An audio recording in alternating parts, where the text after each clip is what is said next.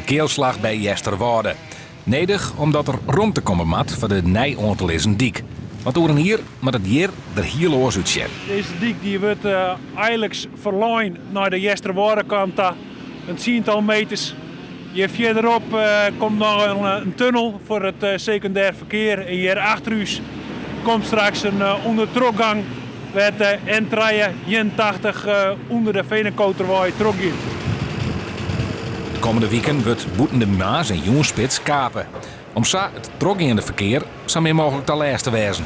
Dat betekent een hele rijbaanhoudzetting en dat doen we met verkeersregelaars. We hebben keren van verkeersregelaars, zodat die toch een beetje flexibel wezen kunnen. Verkeersluchten, die had toch als nadeel dat het vaak star is. Dus dat men onnodig lang wachten had. Wij willen dus dat zo vol mogelijk voorkomen. 1000 bm voort. Dat jet als een onslag op de natuur. Maar op oorplakken in de buurt komt er grien weer om. Het wordt hier even een stukje kaler.